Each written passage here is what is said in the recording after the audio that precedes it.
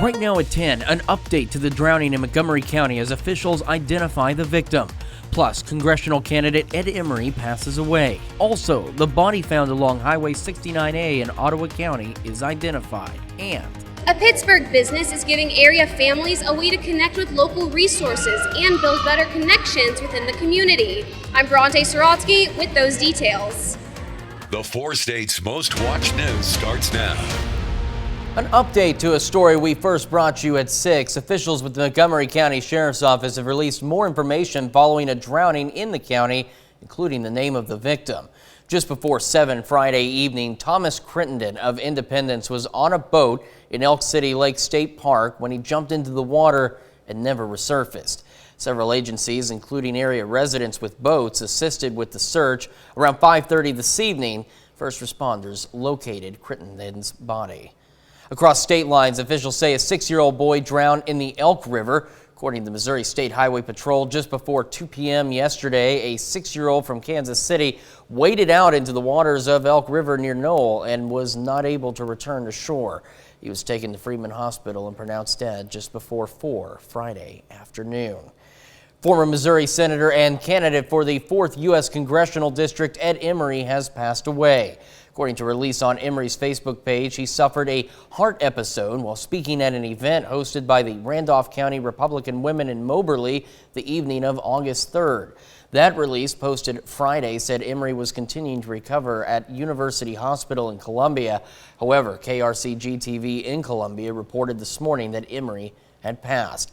Missouri Governor Mike Parson tweeted this morning about Emery's passing, saying, quote, "We served together in both the House and Senate, and Ed leaves an enduring legacy in public service. He will be missed." Emery is a Vernon County native. However, he and his wife were both living in Lamar. Officials have identified the body found along Highway 69A in Ottawa County on Thursday. The Ottawa County Sheriff's Office says the body is that of Dale Miner of Miami. Miner's body was discovered by highway workers on Thursday. No other information was released, and officials say the investigation is ongoing.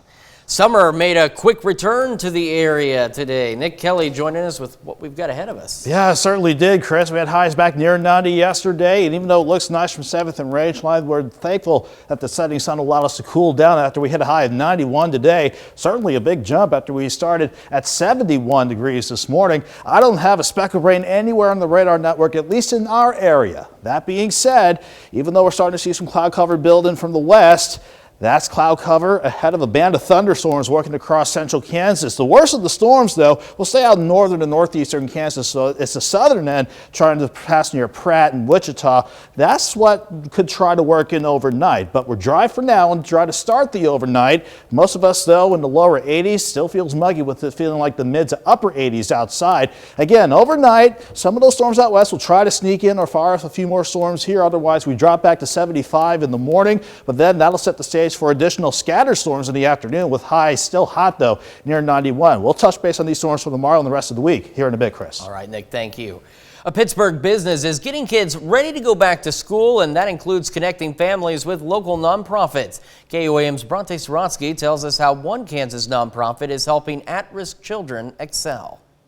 The first day of school is right around the corner, and one Pittsburgh business is making sure that families are prepared to send their kids back to the classroom. We wanted families to have like a kind of a resource for before they go back to school, but also for the kids to have fun before school starts, because most kids dread going back to school. Rebecca Bales is an intern at the Fun Zone Depot in Pittsburgh and helped organize an event to not only get kids ready for school, but to connect families with area resources and get them more involved in the community. My hope is that it just kind of brings the community more together. Which is why local nonprofits like Big Brothers Big Sisters of Kansas were in attendance. The nonprofit in Crawford County aims to mentor at-risk children in the community with an adult. As we match children in the community that are at risk of possibly becoming part of the juvenile justice system with an adult in the community that is interested in being that mentor for a child. It's something Bales is familiar with herself. They take volunteers in the community to go and help maybe a family who financially can't get their kids out there to do different things, or they may just, need some extra help in different situations. Cassidy Owen with Big Brothers Big Sisters in Crawford County says they've already had a good amount of signups at the event. Owen, who is also a big sister, says the experience changed not only her mentee's life, but hers as well. She's much more involved. But it's not just what the kids get out of it, it's what the adults get out of it too. She has taught me more than I would have ever thought somebody could teach me. In Pittsburgh, Bronte Sorotsky, KOAM News. Anyone interested in the mentorship program can sign up online at kansasbigs.org. More information on that will be posted on our website. The Pittsburgh Noon Rotary Club hosted their annual school supply drive at Walmart in partnership with the Salvation Army and Pittsburgh Schools. There, they collected school supplies and monetary donations to help kids get supplies they need to last the entire school year. Organizers say the drive is more important this year as kids prepare to return to in-person learning. I believe that there is more of a need. Last year, kids had the opportunity to stay home, and if they chose to do that and remote learn. Now that kids are back in school, they're going to need the papers, the pen, and books and supplies that they need to have a successful school year. Donations will be accepted through 8 tonight, and anyone that's looking to donate after this time can drop them off at the school's district office or can go online to the Pittsburgh Noon Rotary's Facebook page, where there will be a link to shop for items on Walmart's website to be donated to the schools. Folks got an opportunity to learn more about Prairie State Park in Barton County during a special presentation today. Officials with the state park gave a presentation on the park's history and the importance of preserving the natural prairie in the state. Now, the park is part of the 1% of natural prairie left in the state, and officials say at one time more than a third of the state was natural prairie. Well, we have several rare and endangered species that live here. Some of them will only be found on remnant tallgrass prairies, so this isn't something you can just plant in a garden and expect to do well. They need prairie. Following the presentation, visitors were taken on a bison hike through the prairie. And it was a spicy Saturday over the Joplin Empire Market. That's because the market was celebrating the return of Pepperfest. There were all kinds of locally grown peppers for people to pick up, as well as other spicy options like salsa and margaritas at the market cantina. Pepperfest had to be canceled last year due to COVID-19, but the market is happy to have it back since peppers in this corner of the Show Me State have so much history together. For us in Southwest Missouri, this time of year is best represented by the abundance of peppers of all kinds of colors, all kinds of heat, and so we decided to do Pepperfest. And this weekend also marks the end of National Farmers Market Week, which was also being celebrated at the Empire Market. And we take this time now to honor one of our many four-state heroes. Private First Class Glenn Barker served in the Army during World War II and was in D-Day, his hometown, Nevada. We're proud to recognize Private First Class Glenn Barker, tonight's four-state hero. And remember, to learn more about other heroes or to nominate one of your own, just head over to our website. That's KOAMNewsNow.com. Pushing forward. Coming up on the KOAM News at 10, the Senate votes on President Biden's infrastructure bill and blanketed in smoke. San Francisco covered in smoke as wildfires in California continue to burn. There may be a lot of jobs. A key piece of President Biden's agenda, the $1 trillion infrastructure bill, passed a big hurdle in the Senate today. CBS's Christina Ruffini is at the White House with the details. Let's go ahead and vote. And vote they did. The motion is agreed to. 67 to 27 to advance the $1.2 trillion infrastructure bill. Not one senator got everything they wanted, but we all got what we needed. This is how compromise works. A compromise, according to Senate Minority Leader Mitch McConnell, the American people need. Republicans and Democrats have radically different visions these days, but both those visions include physical infrastructure that works for all of our citizens. McConnell and 17 other Republican senators voted to move the measure forward, but holdouts remain. This bill should not pass. Critical of both the size and scope of the nearly 3,000-page legislation. $1 trillion is an astronomical number, and our children are going to have to pay for it. Now, the president is at his home in Wilmington this weekend, but sources tell CBS News he's being updated multiple times a day and calling members often. Christina Ruffini, CBS News, the White House. Smoke continues to blanket the San Francisco Bay Area. Officials now advising people to keep their windows and doors shut as wildfire smoke continues to plague that area. Parts of California saw some of the worst air quality in the world on Friday as the Dixie and River wildfires continue to burn. Air quality moved to moderate levels in parts of the Bay Area, but in others, readings showed the air was unhealthy for sensitive groups. Now, officials are warning that locations in higher elevations like Napa, Sonoma, and Solano counties may experience worse conditions. Fire science experts say Bay Area residents may soon have to get used to the fact that smoky skies and bad air quality is just a part of the California lifestyle. A sheriff's deputy in Kentucky was shot and killed in what police are calling an ambush. 26-year-old Brandon Shirley was working on an off-duty security detail when he was attacked early Thursday morning. He was treated at the scene and taken to a local hospital, but later died after being rushed into emergency surgery. Louisville's police chief said the department is confident he was targeted and ambushed, but did not give any further information. Investigators say they may have a couple of suspects, though no one has been publicly identified. The police say Shirley sent for a radio request for information about an ongoing thefts and shootings in the area before he was attacked. They are considering this an in-the-line-of-duty death, despite Shirley's off-duty status. 56 years ago this weekend, President Lyndon Johnson signed the Voting Rights Act. But with the landmark legislation being debated again, Johnson's daughter is taking up her cause. Here's Nicole Killian. I stood behind my father in August 6, 1965, when he signed the Voting Rights Act into the law. Lucy Baines Johnson was 18 years old. Now at 74, she's still standing behind her dad. Do you think his legacy is on the line? Well, let me put it this way. A lot has been dismantled. Today we are in crisis.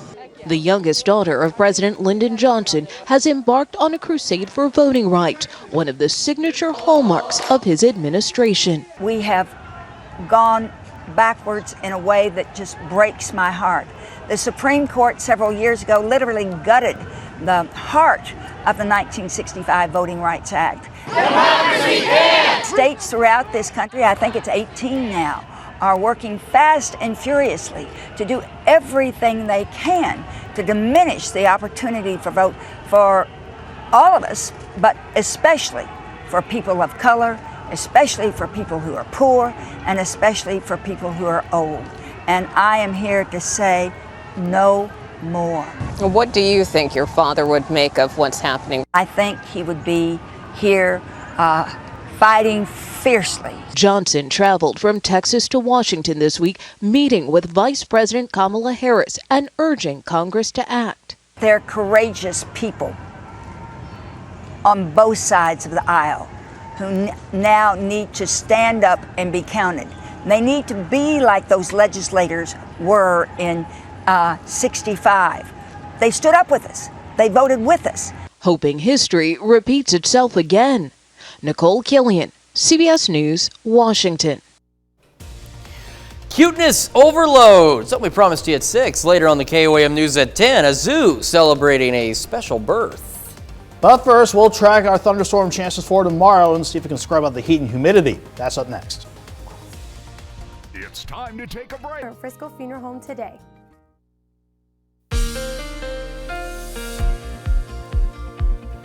While it's unfortunate, we'll have to wrap up the weekend with another hot and humid day tomorrow. Hopefully, we can get some breaks in the heat tomorrow with some thunderstorm chances eager to return. But the heat and humidity we had today, highs in the lower 90s, feeling like the mid to upper 90s at times. Didn't amount to much. We kept things pretty quiet throughout the day. Mostly sunny skies from indigo sky outside Seneca to start the day out. Then just a little passing cloud cover and a nice looking sunset to put a nice little bow on this Saturday. Overall, we kept things pretty quiet throughout much of the day, through the morning into the afternoon. But as we were keeping an eye on the skies out west during the afternoon, we definitely saw that result in a blossoming of strong to severe thunderstorms. You can see where the brunt of the action has migrated to and will stay as we go through the course of the night, from about Hutchinson up into northeastern parts of Kansas, close to Marysville, Sabetha, Topeka. This is where the 50 to 70 mile per hour potential wind gusts will continue to stay as those storms rotate throughout the course of the night. But I want to show you a different view of the radar, because look at what's happening ahead of these clusters of thunderstorms. You see this thin little reflectivity line out ahead of it? That's outflow coming out of the thunderstorms. That always cuts off, the vast majority of the time at least, cuts back on the strength of these storms. So these will eventually weaken throughout the overnight, and I expect the same with the storms out west. But some of them could try to sneak in later on tonight. But again, nothing on top of us right now, even though we're looking pretty okay from 7th and range line. 81 in Joplin, feels like 84 with dew points sitting at 69, a south breeze at 9, keeping everybody mainly in the lower 80s right now. And again, the humidity making it feel like the mid 80s for some. As we continue to watch these thunderstorms try to hold together in some form or fashion coming in from the west, they fired up along a stationary front. This doesn't make it in here for tomorrow. But this upper low, even though it's going to pass just to the north, it will pass close by to bring at least a few of those thunderstorms out west our way tonight and set the stage for additional storms for tomorrow afternoon and tomorrow night. Let's roll through your future track forecast. This latest run of the future track, once again, some of those thunderstorms will start working in here after 1, 2, 3 o'clock in the morning. But again, as they rotate east, outflow from those storms will cause them to weaken, so I'm not worried about anything severe, but it's something I'll still keep an eye on throughout the overnight. Maybe a little break in the action as we drop back into the mid-70s for Sunday morning. We'll still keep an eye out for a few isolated possible storms, but depending on how the outflow boundaries set up tomorrow afternoon, that will certainly set the stage for additional scattered storms, and some of these could be strong. Possibly with some small hail and wind gusts, not expecting a severe threat, but like the morning storms, the afternoon storms, I will watch closely as we go throughout the course of the day. It's just a shame, though, it doesn't scrub out the heat or humidity. 75 in the morning, 85 by noon, highs around 91. We'll hold on to some of these scattered storms as we go through tomorrow night. They'll taper off as we go into Monday, but even with a few isolated storms, we're going to stay in the lower 90s for our Monday. Quick note about the potential rain chances with these. 1/10 to an inch with any of the rain from tonight into tomorrow morning, but possibly some spots seeing 1 inch to maybe 2 inches of rain by the time we see all these rain chances with this wave at least clear out. But even with a stray storm or two for much of next week, Chris, it doesn't shake the heat away. 92 Monday, 94 Tuesday, mid-90s through the middle of the week. Hopefully we can at least get back to 87 on Saturday. Certainly feeling like August around the 4th. Oh, is it? Yeah. That's for sure, Nick. Thank you so much. Turning to sports now, Danny joining us. Missouri Southern football gearing up for the fall season. Yes, they hit the field for the first fall practice, and we'll hear from the team coming up. Still ahead, Pittsburgh Little League plays its first game at the Midwest Regional Tournament in Indianapolis. Highlights next. Nick Kelly is an... Remember, keep it frosty.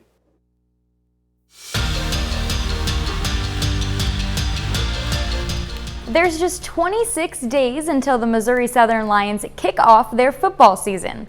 The Lions' first game is on the road against Nebraska Kearney on September 2nd. Today, the Lions took another big step in preparing for the season opener. Missouri Southern hosted its first fall practice. They have 9 practices scheduled before classes begin. They'll suit up in pads on Wednesday. Players and coaches are all eager to get to work.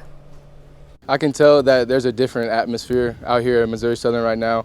A bunch of guys haven't played football in almost 2 years, so you can tell that the energy was really there today, and a bunch of people were bouncing around, excited just to put a helmet back on today. I have been just overly impressed with how they've maintained the high level of energy. They have done a great job just keeping the momentum going and just continuing to build on what we had from the spring. Pittsburgh Little League's postseason run continues today. Pittsburgh won the state tournament and are now representing Kansas at the Midwest Regional Tournament in Indianapolis. Pittsburgh plays its first game of the regional tournament today against Circle Pines, Minnesota. Down by 2 in the second, Will Schremer with a big hit out to the back fence. An RBI double as Brady Bettiga scores. Pittsburgh within 1. Then Matt Bush jams it in the right corner. That brings Schremer home to tie it up. Circle Pines takes a 1-run lead into the 5th.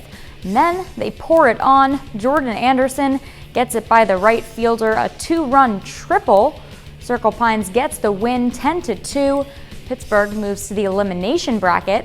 They'll face North Dakota on Monday. The St. Louis Cardinals snap a 3-game skid on Friday against the Royals. Tyler O'Neill helped propel the Cards to victory with a career-high 4 hits and his 18th home run of the season. Tonight, the Royals will try to even up the series, but instead, it's the Cardinals that get their second win in a row. Nolan Arenado tallies his 21st home run of the season. Yadier Molina goes 1 for 3 with 2 RBI. Royals will try to avoid the sweep in the finale on Sunday.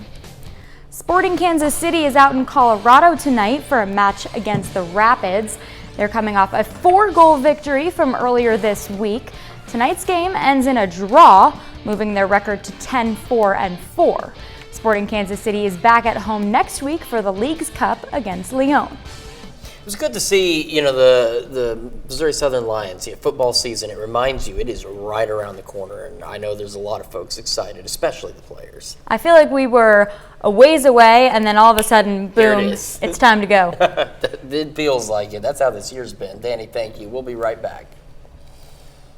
The hardest part of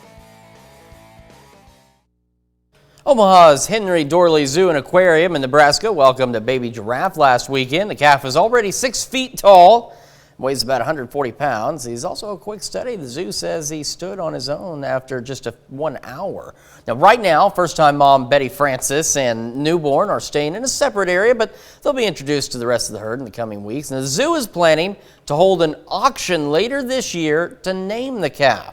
Just so you know, reticulated giraffes are endangered in the wild. The zoo says there's less than 16,000 remaining in Africa. So Danny was curious what they were going to name this new giraffe, and now you know you have a chance to take part in that naming. I'll start thinking. I do like Nick's suggestion. Just take my suggestion, Sprinkles. Sprinkle, I think that's a great name. I think it's Sprinkles might be in our future. Oh, at the very least, but more like thunderstorm chances. We'll watch for some overnight, but a better shot during the afternoon tomorrow. Otherwise, we stay hot with Hydro 91. All right, guys, thank you so much. That's our time for now. We'll see you back here tomorrow night. Thanks for making us part of your night.